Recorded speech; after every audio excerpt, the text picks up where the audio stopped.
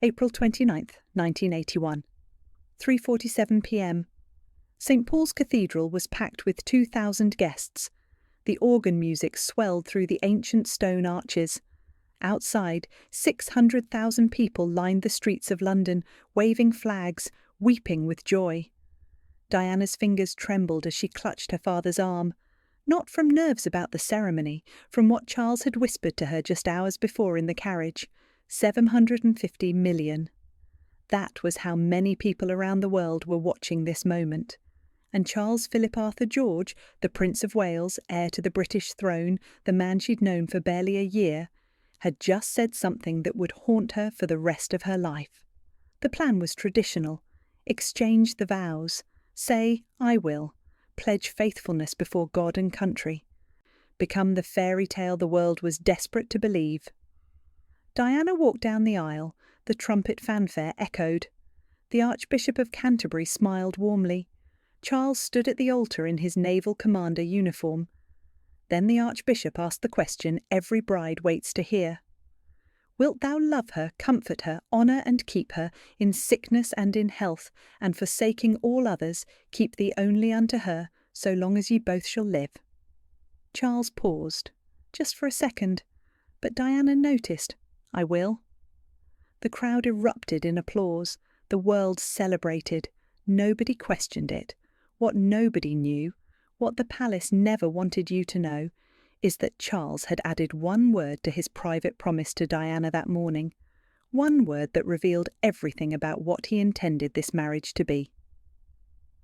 And what happened in the next 14 years didn't just destroy Diana's happiness, it exposed the cruelty behind the crown's golden facade forever. If Diana's story matters to you, if you believe her truth deserves to be heard after all these years of silence, then please hit that like button right now. Every like tells YouTube that stories like this, stories the establishment tried to bury, need to reach more people. And subscribe, because what I'm about to show you about that wedding day is just the beginning. There are dozens of moments like this, moments where Diana saw the truth and no one believed her. And I've dedicated this channel to making sure her voice is finally heard. Don't let her story disappear again. To understand what happened at St. Paul's Cathedral on that April afternoon, you need to understand what Charles had been protecting for 16 months. 1981 wasn't just the year of a royal wedding. It was the year Charles made a choice between duty and desire, and decided he could have both. And Diana? She wasn't just a 19-year-old kindergarten teacher swept up in a fairy tale. She was a woman walking into a marriage that had already been betrayed. And she was about to discover just how deliberate that betrayal was. But in the 6 months before that wedding, everything Diana believed about love was about to be tested. By early 1981, Diana was 19 years old. She lived in a small flat in Kensington with 3 roommates. She worked at a kindergarten, making £60 a week.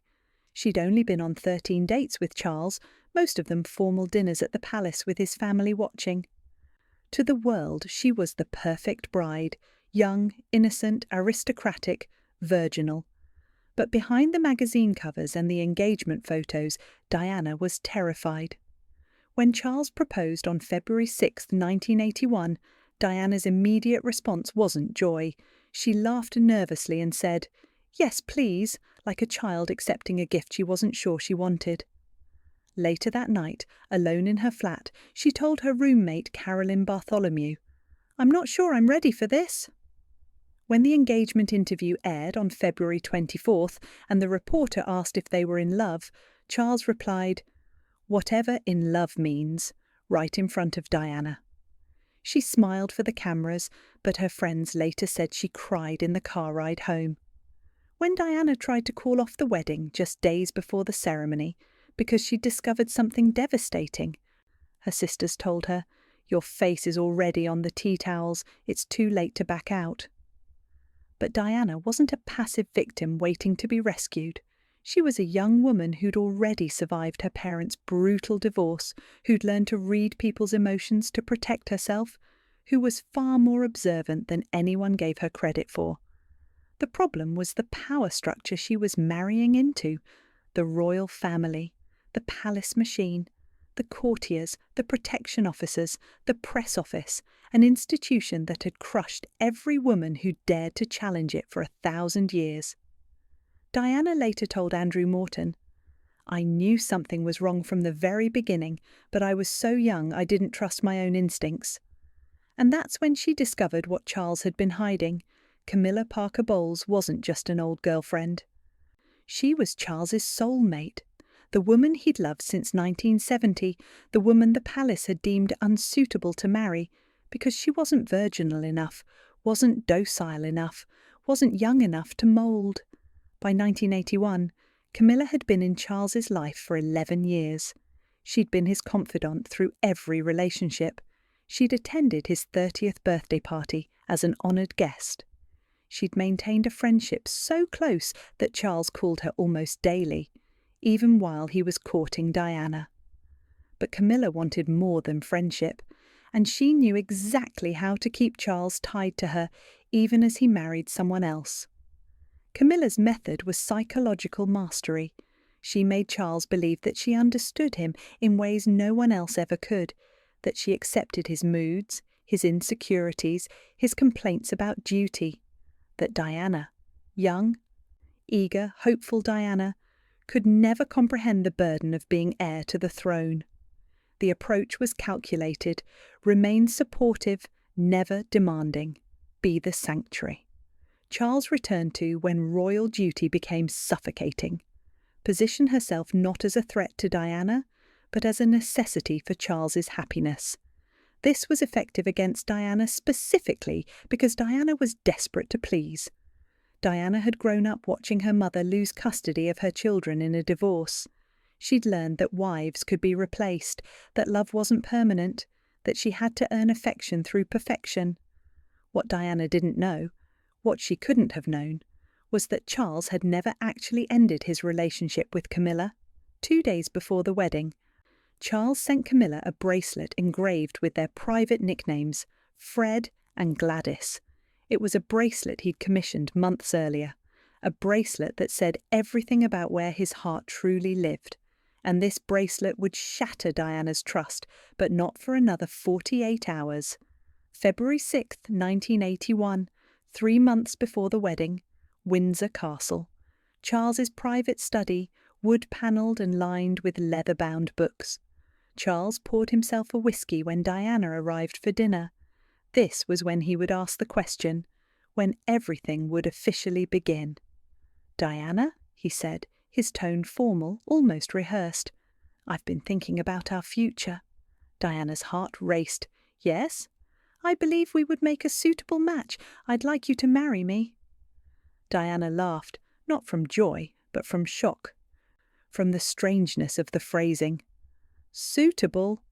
I mean," Charles continued, "I think you'd be an excellent Princess of Wales. You're young, you understand duty, the public adores you."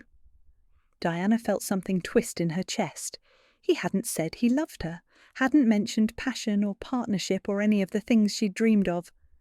"Do you love me?" Diana asked. Charles smiled, but it didn't reach his eyes. "Of course, I'm very fond of you." Fond. The word hung in the air like ice. What Diana desperately wanted to ask, but didn't, was whether he'd spoken to Camilla about this, whether Camilla had given her approval, whether Diana was just filling a role that had been decided by committee, but she didn't ask, because she was 19, because she was already in too deep. Because saying no to the future King of England felt impossible. Diana had 2 options. Option 1, say no, walk away from the engagement, face the public humiliation, return to her tiny flat and her £60-a-week job, knowing she'd disappointed everyone who believed in the fairy tale. It was safe in its smallness. Option 2, say yes, marry Charles, become a princess, hope that love would grow with time, trust that her instincts were wrong and her fears were just insecurity. It was terrifying, but felt like destiny. 3 minutes later, Diana made her decision. "Yes, I'll marry you." What Diana didn't know, what Charles would never tell her, was that he'd called Camilla immediately after proposing. He'd told Camilla about the engagement before he'd even finished dinner with Diana, and Camilla had said, "Well done, darling. You're doing the right thing," as if Diana were a business transaction Charles had successfully closed. But here's what Charles didn't understand about Diana. She wasn't blind to the warning signs. Diana had been raised in an aristocratic family where image was everything, and emotional survival required constant vigilance. She'd learned to read silences, to notice whose names were mentioned too often, to recognise when affection was performance. In January 1981, weeks after the engagement, Diana discovered a photograph in Charles's study. It was Camilla, laughing, windswept, beautiful. It was displayed on his desk, more prominently than any photo of Diana. When Diana asked about it, Charles said simply, "She's an old friend, nothing to worry about." Diana didn't believe him, but she filed the information away. In March 1981, Diana attended a dinner party where Camilla was also a guest. She watched Charles's face light up when Camilla entered the room, a brightness she'd never seen directed at her. She watched them speak in a corner for 40 minutes, their heads close together, laughing at private jokes. Diana's flatmate later recalled that Diana came home that night and said, "I don't think I'm the one he wants." In April 1981, 2 days before the wedding, Diana discovered the bracelet with the initials G and F, Gladys and Fred, the nicknames Charles and Camilla used in private. It was being delivered to Camilla as a pre-wedding gift. Diana confronted Charles. "Why are you sending her jewellery right before our wedding?" "It's just a farewell gift," Charles said coldly. "She's been a good friend." Diana's wedding was in 48 hours. Over the weeks before the ceremony, Diana had been documenting everything. She kept a mental record of every phone call Charles received from Camilla, and there were dozens. She noted every time Charles went riding at Windsor and came back smelling of perfume that wasn't hers. She memorised Camilla's schedule, cross-referencing it with the times Charles was unavailable.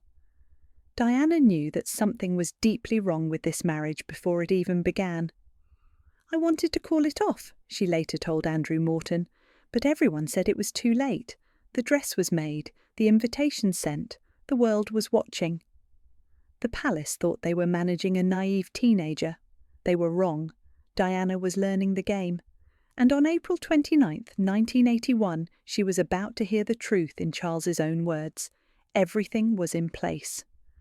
Diana stood in her wedding dress, 25 feet of ivory silk and lace, ready to walk down the aisle toward a man she now suspected had never truly chosen her.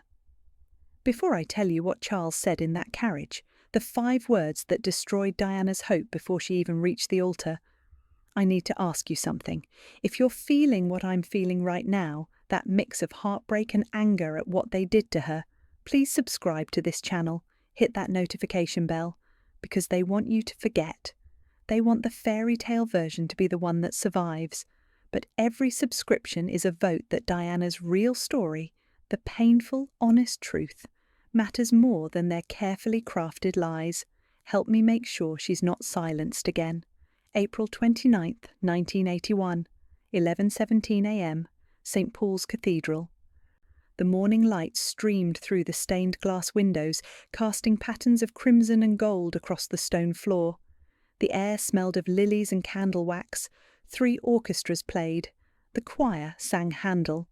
Diana stood at the entrance, her father beside her, her 25-foot train spread behind her like a river of silk.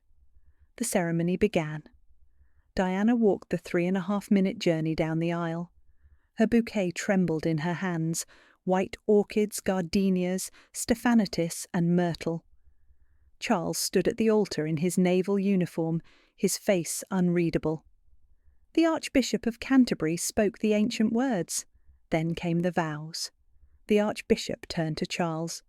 "Wilt thou love her, comfort her, honour and keep her, in sickness and in health, and forsaking all others, keep thee only unto her, so long as ye both shall live?" Charles looked at Diana. He paused. The cathedral held its breath. 750 million people waited. Then he spoke. "I will." 2 words. The crowd erupted. The organ thundered. The world celebrated. But earlier that morning, in the carriage ride to the cathedral, Charles had said something different to Diana, something private, something the cameras never caught. Diana had asked him directly, "Will you be faithful to me?" Charles had looked out the window at the cheering crowds. Then he'd turned to her and said 5 words that Diana would never forget. Faithful as I can. As faithful as I can, not "I will be faithful," not "I promise you my fidelity," but as faithful as I can, a qualifier, a loophole, an escape clause built into the marriage from the very first moment. Diana's stomach dropped. She understood immediately what he meant, that there were limits to his faithfulness, that there were conditions, that someone else already owned part of him, and he had no intention of giving that up. 750 million people would watch those vows. But in that carriage, in that moment, there was only Diana and the crushing realization that she was marrying a man who'd already told her he couldn't promise her everything. Diana walked down the aisle anyway, because it was too late, because the world was watching, because she was 19 years old and didn't know how to stop a speeding train. Word of the wedding spread instantly. By noon, the photographs were being transmitted around the world. By evening, every major newspaper had declared it the wedding of the century. Charles's reaction was controlled satisfaction. He'd done his duty, produced an heir, given the public their fairy tale. That night, at the wedding reception, he was seen laughing with friends, relaxed, celebratory. Diana's family was overjoyed. Her father, Earl Spencer, told reporters, "I couldn't be prouder." Her grandmother, Lady Fermoy, said it was the most wonderful day. The Queen's response was measured approval. She'd gotten the bride she wanted, young, malleable, aristocratic, perfect for producing heirs and taking pressure off Charles. But the palace had a problem. They couldn't control what Diana was beginning to understand. They couldn't monitor the private conversations. They couldn't erase what Charles had already revealed about his intentions. The palace attempted damage control by maintaining the fairy tale narrative. They released carefully staged honeymoon photos showing Charles and Diana looking happy on the royal yacht Britannia. They scheduled public appearances designed to show the couple as united and in love. They instructed Diana on exactly how to behave, what to say, how to smile for the cameras. But it didn't work, because Diana was starting to crack. The public adored Diana. Within weeks of the wedding, her approval ratings were higher than any royal in modern history. People lined up for hours just to catch a glimpse of her. She received thousands of letters daily. The press called her Shy D and celebrated her every move. A poll in August 1981 showed that 89% of Britons approved of Diana as Princess of Wales. Diana had captured the world's heart, but the palace was already planning how to contain her. On July 29, 1981, exactly 3 months after the wedding, Charles resumed regular contact with Camilla. He called her from the honeymoon yacht, told her he missed their conversations. Diana overheard part of the call. "I can't believe you're talking to her on our honeymoon," Diana said, her voice breaking. Charles's response was cold. "She's my friend. You'll have to accept that." Diana cried for hours that night. "I remember thinking," she later told her voice coach, "that I'd made the most terrible mistake of my life, and there was no way out." The story of that wedding didn't end at St. Paul's Cathedral. For 14 years, the world believed in the fairy tale. But in 1992, the truth finally exploded. Andrew Morton's book, Diana, Her True Story, revealed everything Diana had been living through. The book was based on secret tape recordings Diana had made, answering Morton's questions in her own words. The revelations were devastating. Diana confirmed that Charles had never stopped his relationship with Camilla, not during the engagement, not during the honeymoon, not during the birth of their children. She revealed that she'd found 2 photographs of Camilla fall out of Charles's diary on their honeymoon. When she'd confronted him, he'd dismissed her concerns as jealousy. She disclosed that Charles wore cufflinks engraved with two intertwined C's for Charles and Camilla on their honeymoon. Diana had asked about them. Charles had shrugged. The Dyson Report of 2020, a formal BBC investigation, found that Diana had been telling the truth about the emotional abuse she'd endured in the marriage. Lord Dyson concluded, the Princess of Wales had been let down by a number of people, including the BBC. The full extent of the deception became clear through Diana's own testimony. Charles had told her he didn't love her just 5 years into the marriage, during a private conversation in 1986. He'd returned to a full relationship with Camilla by 1986, with the knowledge and tacit approval of his inner circle. He'd gaslit Diana repeatedly, telling her she was paranoid, too emotional, unstable, when her instincts had been correct from the beginning. The human cost was immeasurable. Diana developed bulimia within months of the wedding. She threw herself down the stairs while pregnant with William, desperate for Charles's attention. She cut herself. She contemplated suicide multiple times. Prince William and Prince Harry grew up watching their mother suffer. In 1995, in her Panorama interview, Diana said, "There were 3 of us in this marriage, so it was a bit crowded." Prince William later said about the Bashir interview, "It brings indescribable sadness to know that the BBC's failures contributed significantly to her fear, paranoia and isolation that I remember from those final years with her." The institutional response was telling. In 1996, the Queen ordered Charles and Diana to divorce, not to protect Diana, to protect the crown. In 2005, Charles finally married Camilla. The palace issued a statement saying they were delighted, no apology to Diana's memory, no acknowledgement of the years of deception.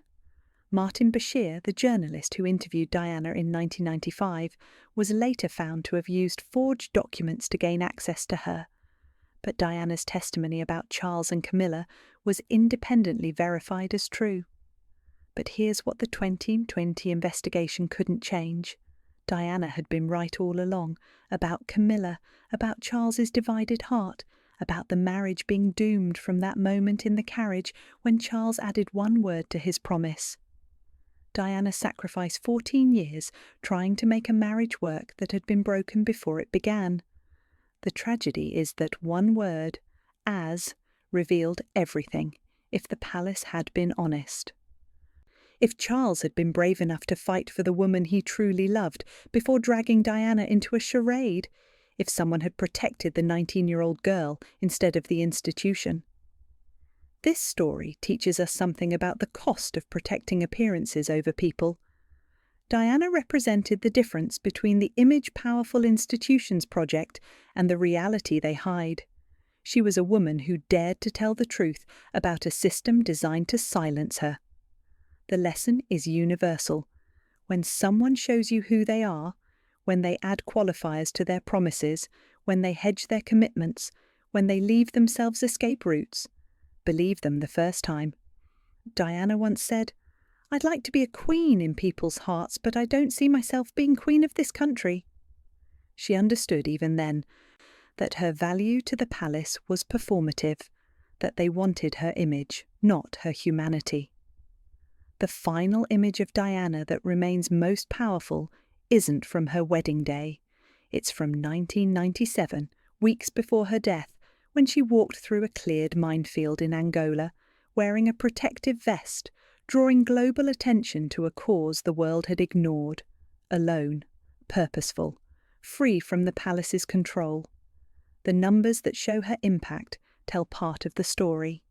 2.5 billion people watched her funeral, the largest televised event in history at that time.